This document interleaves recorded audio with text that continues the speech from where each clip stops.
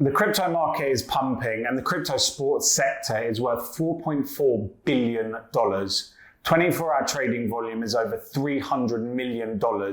Yeah, this is primarily driven by two projects, and sports fans haven't bought into the crypto hype yet. In this video, we're going to explore the relationship and the issues between sports fans and the crypto space.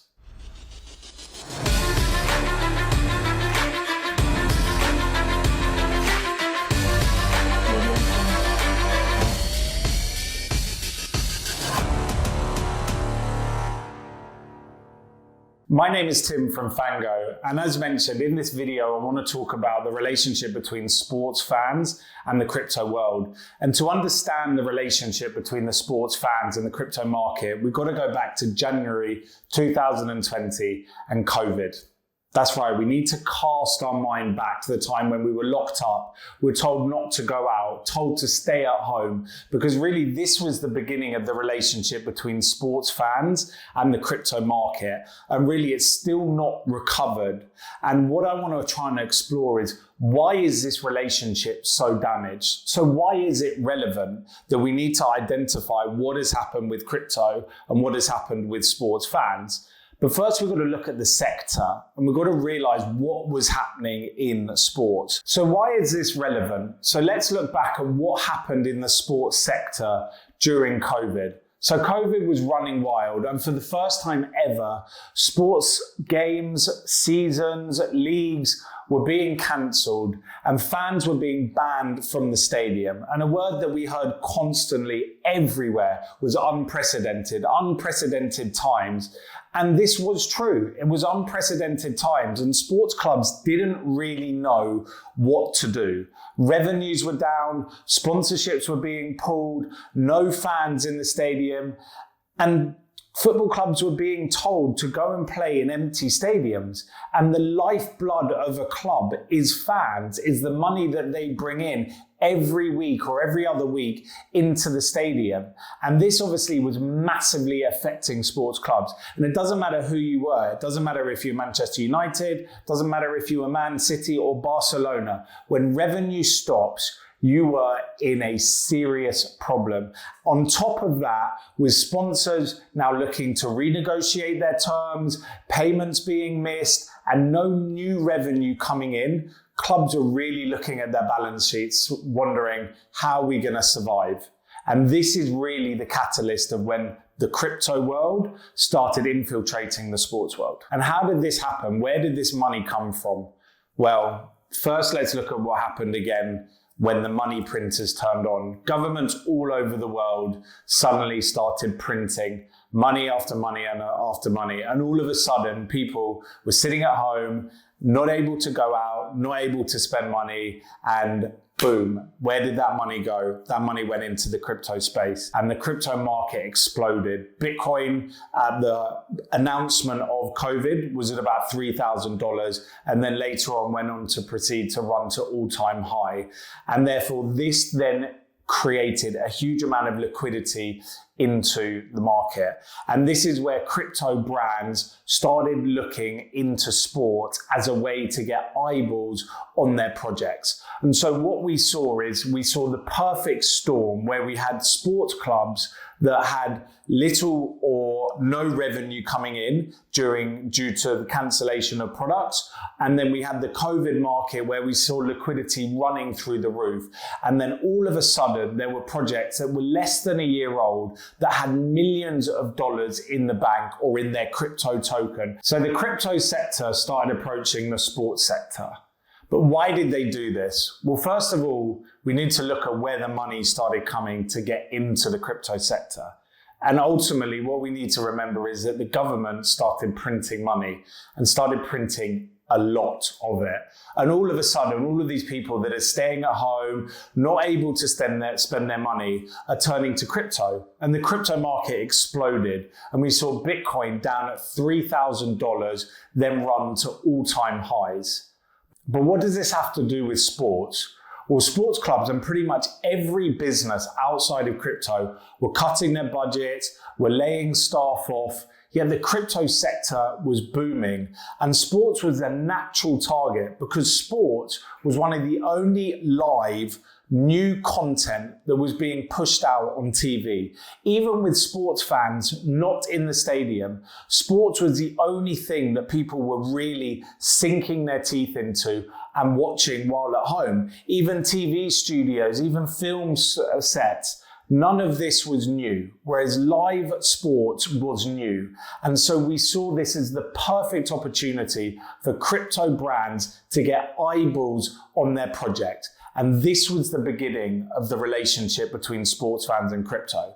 And all of a sudden, crypto projects were approaching sports organizations, offering them hundreds of thousands of dollars, even millions of dollars to sponsor clubs, to take IP rights. And at a time when most of these sports clubs were struggling with revenue and all of their other partners were pulling revenue streams from their club. So the dollar signs were everywhere. Sports clubs are a business at the end of the day, and sports clubs need revenue.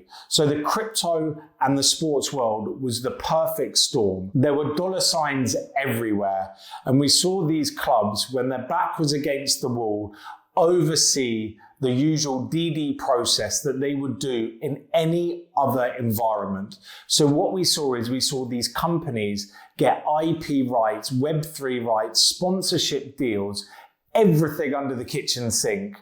But 90% of these companies were less than a year old. 90% of these companies had no track record and were offering money that the clubs could just not turn down. And this was the first mistake that started alienating sports fans and the crypto world. So what then happened? What we know is COVID happened. We know that sports organizations were losing crazy revenue. We know that governments were printing a huge amount of money. That was flooding into the crypto market. And we saw prices of these crypto tokens rise everywhere. And it was all over the news. And obviously we saw a huge amount of announcements of sports brands and crypto projects partnering together. But outside of the sports space, there was a different piece of news that was capturing the headlines. A word that most people had never even heard of. And that was the word NFT, non-fungible tokens, to anyone that doesn't know. But the non-fungible token boom was what really brought the relationship between sports fans and crypto projects to its knees. Because what we saw and what we heard is we heard about all of these NFTs of a monkey that you could have bought for $200 a couple of months before, even weeks before COVID, that were worth $200, and now all of a sudden were rising to 2 million, to 3 million, to 4 million. We saw every single celebrity from Justin Bieber to Drake to Snoop Dogg all jump into this NFT craze, and it exploded. Every single project was just printing money, but it was printing money for the people that were creating these projects. And this caused a really big problem, because the problem that it did is you started creating this speculative price product around an NFT. You've got to remember that a non-fungible token, when you look at something like a Bored Ape or a CryptoPunk, it wasn't initially created to have that speculative price asset. It wasn't initially created to go from $200 to $2 million. It was about owning a piece of art on the blockchain, about you owning it and about you having the rights to be able to do what you wanted with that. But what we then saw is we then saw that these people that were launching these products and were making incredible amounts of money, we saw other people try and copy that, but within the sports space. So we saw that these crypto projects started approaching sports clubs saying, look, let me take your NFT rights. Let me sell this NFT to your fans at $200, $300, on the basis that it potentially was going to rise to $2, $3, $4 million. So they started creating this poor, really rubbish artwork of players. Check out the Liverpool artwork. Liverpool did an NFT drop, and look at the artwork. And they were charging £75 for this, but on the basis that this is going to rise, and nearly 99% of projects now sit at zero. And this is really where the trouble with the relationship between crypto and sports fans came. So what we saw is most of these projects would then announce their partnership with this sports IP. And most of these projects had a token behind it. So there was so much money in the market that every time a project announced a partnership with a sports company, with a piece of IP, even a website, you would see their token price rise. But who owned that token? Most of the people who owned that token was held by the owners of the company. And sports fans didn't understand that yet. So what was happening is that these companies were announcing these big partnerships. They were seeing their token price go through the roof. Then the clubs were pushing and trying to sell a digital collectible, a digital NFT, on the promise or on the basis that it may unlock something amazing, that it may unlock amazing content, lifetime rewards, and that it was going to rise in value. But it didn't, because ultimately there wasn't a strategy behind this. There wasn't a product that was well thought out. So fans came in and they spent their hard-earned money, and essentially they got nothing, while the clubs walked away with money and the projects also walked away with money, while also having double bubble and having their token price rise through the roof. So where does that leave us? It left us with a bad taste in our mouth, where sports fans felt that they've been taken advantage of by the club that they love, that they've been taken advantage of by these crypto brands coming into this space, taking advantage of the situation that the clubs were in. And they're both to blame, and they're equally as bad as each other. But ultimately, this is what tarnished the relationship with sports fans. And it only takes one thing, and it ruins that relationship. So what we then saw is time and time again, sports brands partnering with crypto brands from 2020 till about 2023 to the end of 2022. And ultimately, sports fans got absolutely nothing out of it apart from wasting their money.